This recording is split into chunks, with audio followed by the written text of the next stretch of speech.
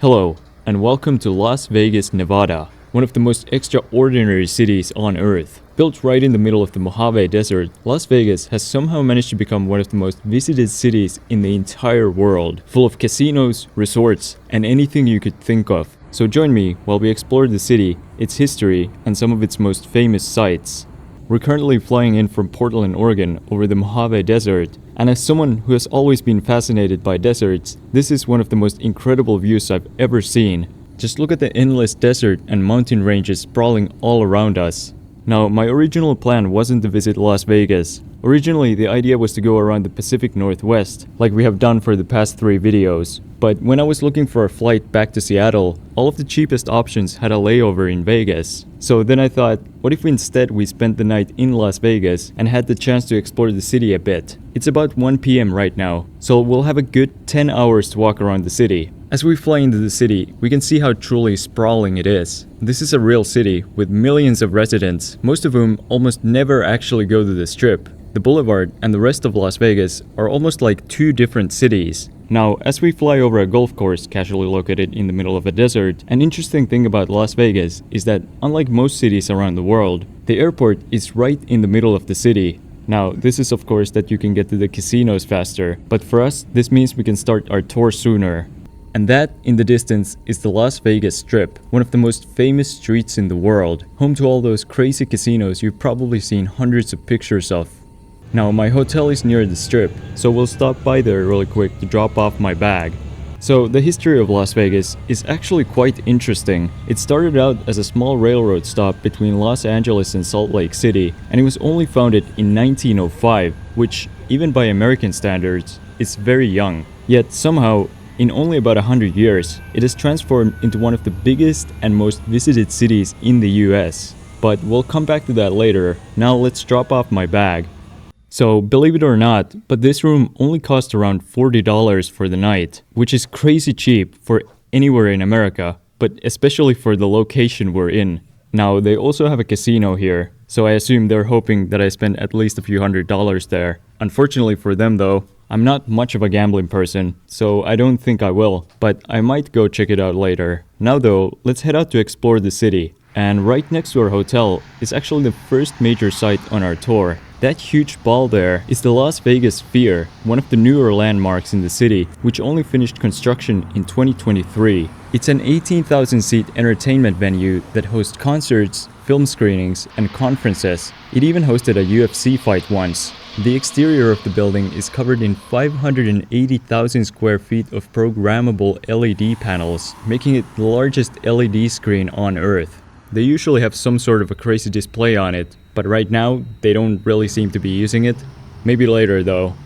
We're now arriving to the northern end of the Las Vegas Strip, what most would call the city's most defining street. To understand the significance of this place, we need to come back to our story of the little railroad town. See, there were 2 defining moments that turned this most unlikely place to become one of the world's most visited destinations. The first was in 1931, when the state of Nevada legalized gambling. Of course, they already had gambling in Las Vegas, but now it was just a bit more official.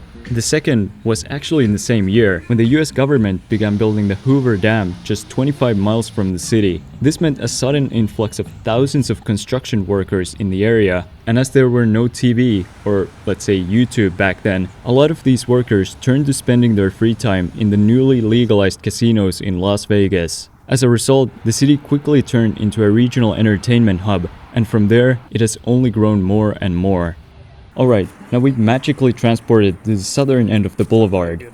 Just kidding, I took a bus down here. I don't recommend it. Took about an hour for a 20-minute drive. Anyway, this here is the famous Welcome to Fabulous Las Vegas sign, one of the most photographed signs in the world. As you can see, the sign was designed by local artist Betty Willis in 1959, who actually never copyrighted the design as she wanted it to be a gift to the city. Now let's start walking along the Strip north and check out some of its most famous casinos. And I gotta say, what I really like about Vegas is how the surrounding desert and mountains are visible from all across the city. You know, makes you appreciate how we really are in the middle of nowhere. And this here is the first major hotel casino on our walk, the Mandalay Bay. Opened in 1999, it has an exotic tropical Pacific or Southeast Asian theme. Of course, I doubt there's actually anything authentically Pacific or Southeast Asian there. It's more about the vibes than anything, but I'm sure it's a cool hotel. Among all the hotels on the street, this one has kind of a boring design. Besides the cool gate guarded by these dragons, it's just a glass tower. The hotel casino next to it though is a different story. This is the Luxor, which is clearly themed around West Virginia. No, obviously it's themed around ancient Egypt and features a giant obelisk, a giant recreation of the Great Sphinx, and a 110-meter tall pyramid, which actually makes it the third tallest pyramid in the world. The Luxor opened in 1993 and was one of the first so-called mega resorts on the Strip. Now, the area we're in right now isn't actually a part of the city of Las Vegas. It's an unincorporated town outside of Las Vegas for tax purposes. See, in the 1940s, a bunch of casino resorts were opened just outside of city limits on Highway 91, which is now the street we're walking on. This was the main way to get into the city by car, which allowed these resorts to swoop up many of the tourists before they could ever even get into Las Vegas. This led to an explosion in the number of resorts on the highway, which began to be called the Las Vegas Strip. For a while, it was controlled by the mob, and later, when the US government began cracking down on organized crime, it became controlled by large corporations. The 1990s, though, was when a major construction boom completely changed the look of the street. Many of the craziest mega resorts you've probably seen pictures of were created in the 1990s, including the Mandalay Bay, the Luxor, and the ones we're about to see now. We're now standing at one of the busiest intersections on Earth, where Tropicana Avenue and the Las Vegas Strip meet. It is home to three famous mega resorts, this one being the Excalibur, a fantasy medieval themed resort. This is the MGM Grand, which is just a big hotel, and this is the New York, New York, which, if it wasn't obvious enough, is themed around New York City. This resort includes a replica of the NYC skyline, the Statue of Liberty, and a roller coaster that goes around the whole thing. You know, just for good measure. I think this corner of the Strip really encapsulates what makes Las Vegas so unique. It really seems like the design philosophy of the street was just, let's build some crazy shit. Walking around, you'll just see the most random things, like this massive Coke bottle here, or maybe this massive guitar. And we're only getting started here. The Strip continues like this for miles, and we have a few hours left in the day, so we have a lot left to see. Now, so far, we've mostly been talking about the casinos in Las Vegas, but the city is also a world hub for entertainment and fine dining. Almost every resort on the street has its own signature show or shows. The Luxor, for example, has the Blue Man Group, the Mandalay Bay has a Michael Jackson-themed dance show, and the Excalibur has a medieval-themed theater play.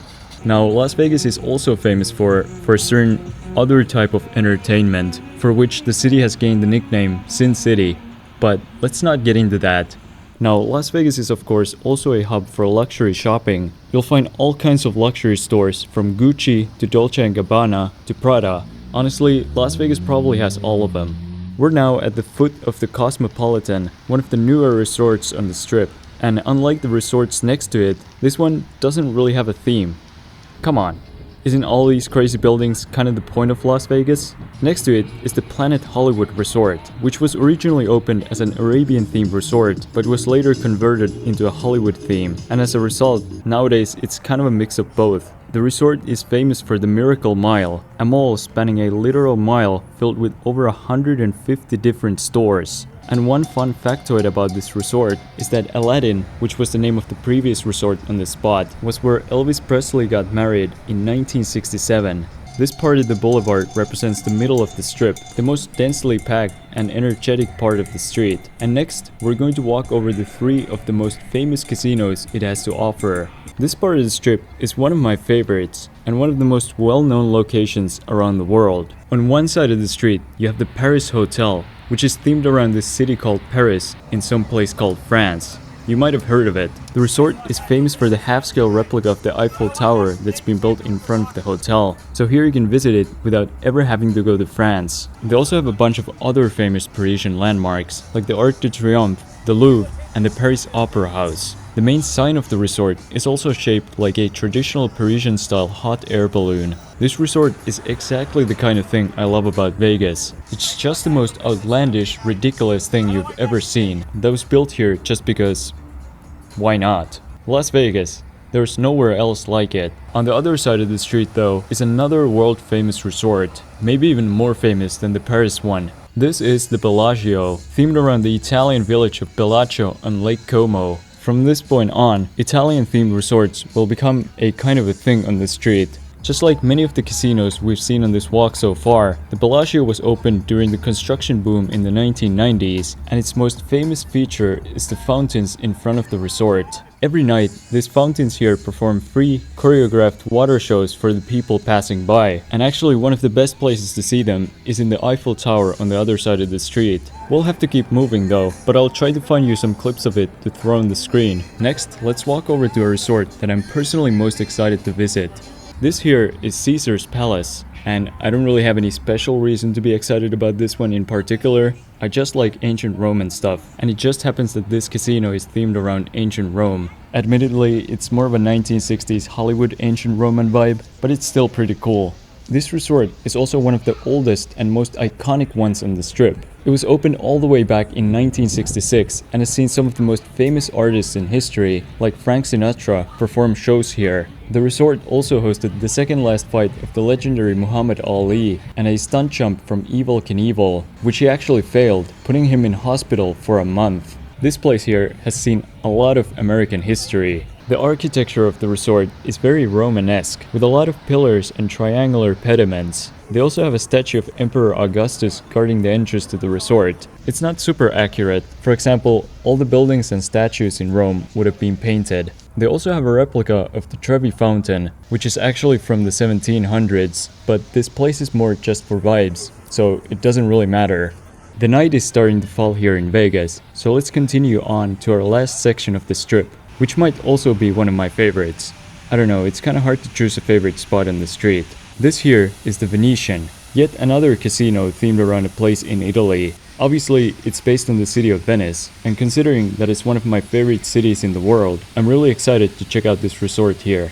Like the Paris Hotel, the Venetian also has replicas of some of the city's most famous sites. This tower right here, for example, is the St. Mark's Campanile. The bridge right next to it is the Rialto Bridge, and the building next to that is the Doge's Palace. The resort also has a canal where you can even take a gondola ride if you want. This is exactly what Las Vegas is all about. It's basically one big theme park with way more gambling and stuff I can't talk about on YouTube. But now that the sun has gone down, they've actually put on a light show at the Sphere.